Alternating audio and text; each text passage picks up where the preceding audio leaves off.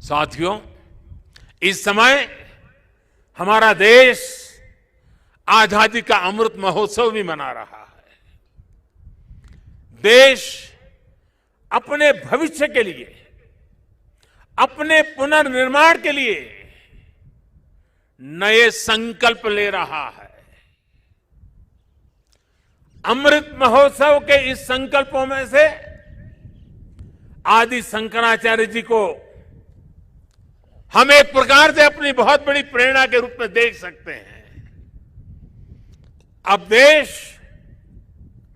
अपने लिए बड़े लक्ष्य तैयार करता है। कठिन समय और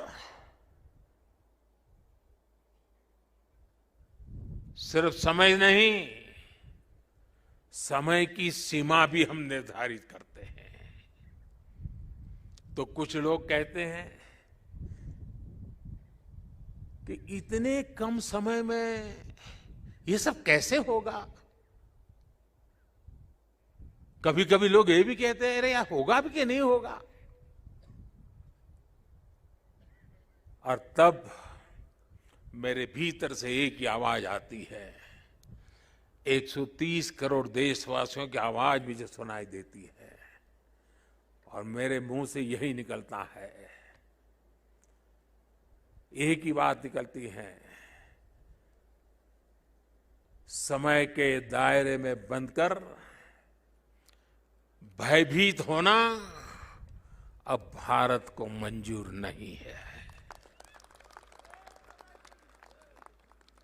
आप देखिए, आदि शंकराचार्य जी को छोटी सी आयु थी,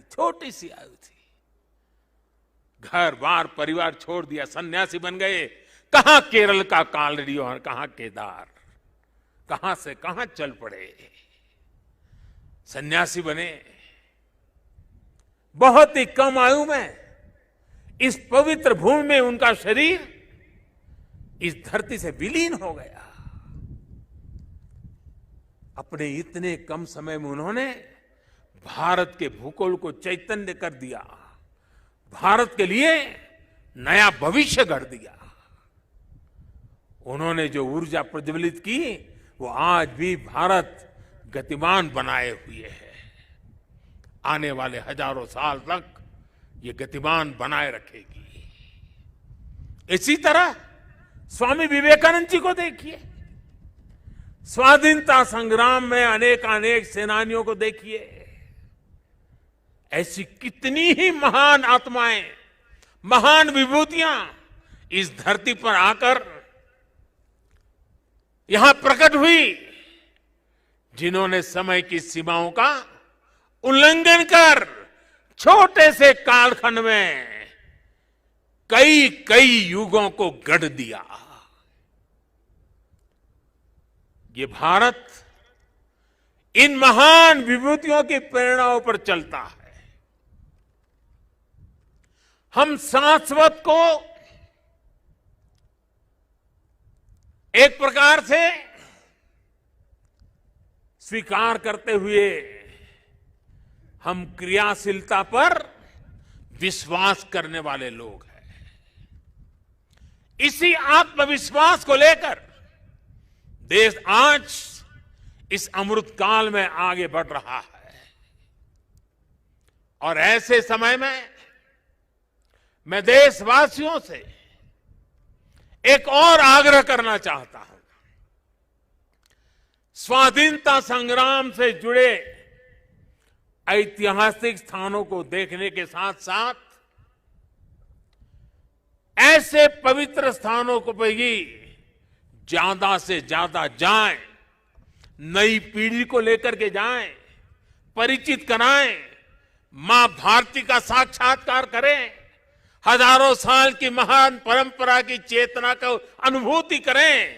आजादी के अमृत काल में स्वतंत्रता आजादी का यह भी एक महोत्सव हो सकता है। हर हिंदुस्तानी के दिल में, हिंदुस्तान के हर कोने कोने में, हर कंकर कंकर में शंकर का भाव जग सकता है और इसलिए निकल पड़ने का ये समय है। जिन्होंने गुलामी के सैकड़ों वर्षों के कालखंड में हमारी आस्था को बांध करके रखा, हमारी आस्था को कभी खरोच तक नहीं आने दी।